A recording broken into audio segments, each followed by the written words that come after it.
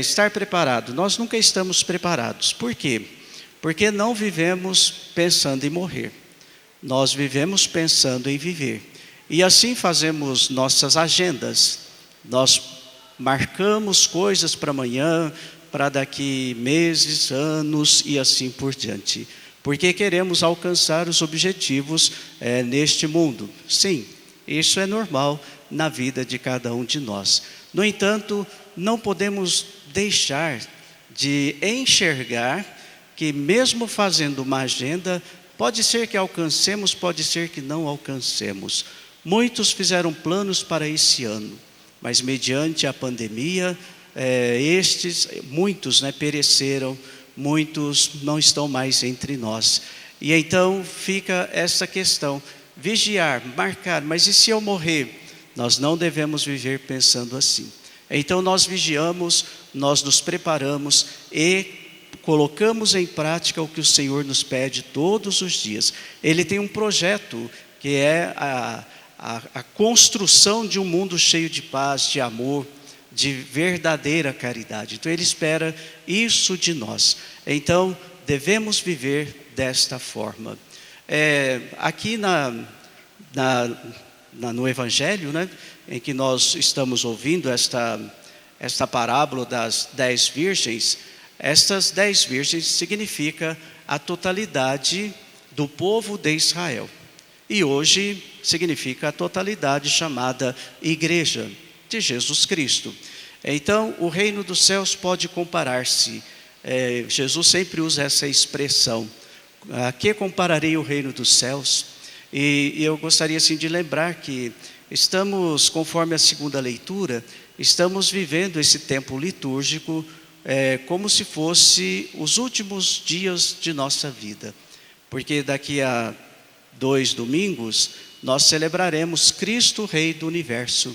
Ele que vem para reinar sobre nós, sobre o mundo, sobre todas as coisas. Então é como se estivéssemos esperando o Senhor, aliás, estamos esperando o Senhor que virá. E que um dia virá de forma definitiva. Voltemos aqui ao Evangelho. Então, aqui ele compara a uma celebração de casamento, festiva e alegre. E é o casamento judeu. Não era só um dia de festa, eram vários dias, até chegar aquele dia, aquela noite, em que a noiva era entregue ao noivo. Maria aqui já tinha um compromisso do noivo com a noiva. Maria era comprometida a José. Antes de coabitarem, ela ficou grávida. Então ela também passaria, certamente não seria uma celebração festiva, porque ela era pobre, São José também era pobre, talvez seria uma coisa mais simples, Mas mesmo assim, a festa, havia este comprometimento, mas demorava um certo tempo, uma semana, para poder coabitar. Muito bem.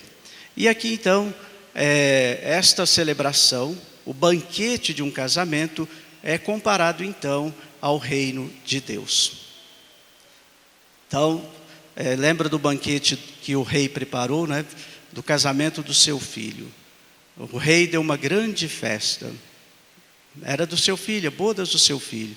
E aí os convidados disseram não.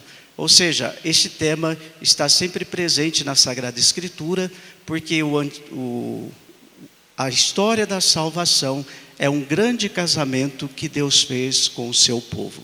Este povo que sou eu e é você. Fiel, às vezes infiel. Mas mesmo assim Ele nos ama, Ele é fiel. Então, o noivo se prepara, A totalidade do povo, como eu disse, essas 10 jovens que esperam ansiosamente a chegada do noivo. Lembra da passagem do jejum? Quando Jesus é questionado, por que os seus discípulos não jejuam como os discípulos de João?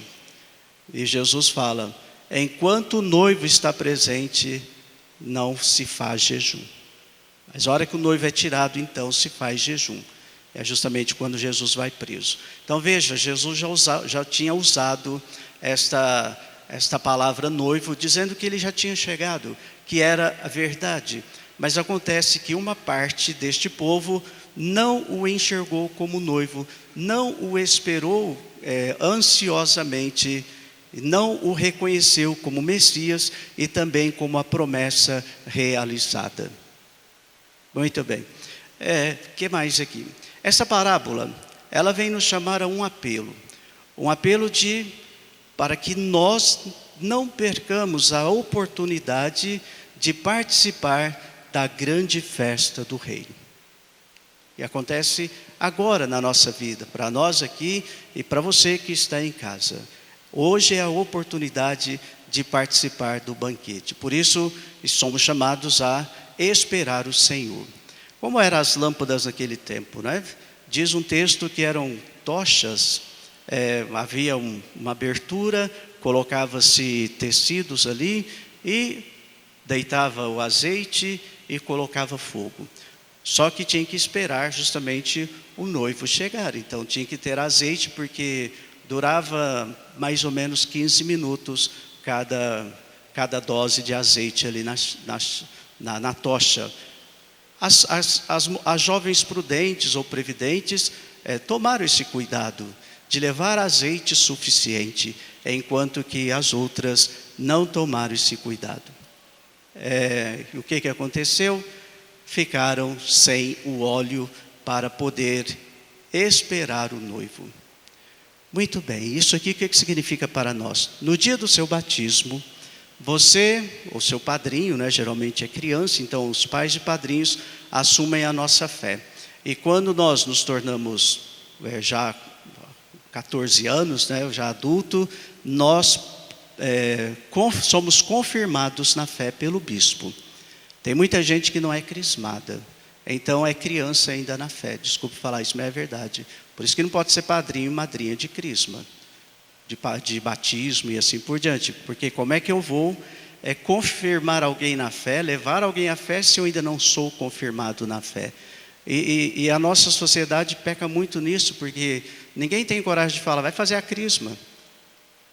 Até a gente tem problemas, né, com batizados, nossas pessoas brigam conosco, porque a pessoa não é crismada e quer ser padrinho, porque os pais não olham isso, simplesmente oferece.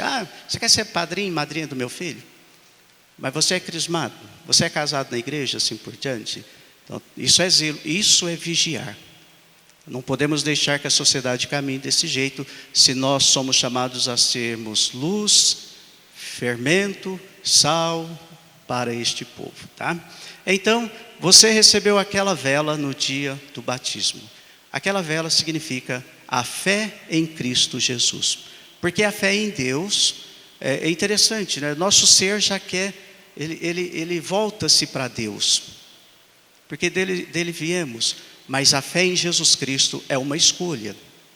Por isso o batismo. Eu escolhi batizar meus filhos na Igreja Católica, porque eu quero que eles sejam cristãos, que eles sejam transformadores do mundo. E assim por diante. Então a vela significa esta fé. E esta fé, diz o ritual do batismo, ela tem que permanecer acesa. Esta vela, né, tem que permanecer acesa até a vinda de nosso Senhor Jesus Cristo. Olha que responsabilidade grande dos pais e padrinhos, educar os filhos até a certa idade para que eles assumam depois a fé. No meu tempo, eu fui crismado com 5 anos. E muitos foram, né, crianças também. Mas hoje já não é assim, hoje é uma caminhada mais de experiência e de amadurecimento na fé. Então, essas tochas simbolizam a fé. E quando Jesus chegar, eu não posso dar a minha fé para você. Significa também que eu caminho, que eu acolhi de coração a palavra proclamada, que eu assumi os valores do Evangelho, que eu amei os irmãos, que eu pratiquei as boas obras. Eu não posso te dar isso também. Na hora que Jesus chegar, o noivo chegar, sou eu e ele, é você e ele.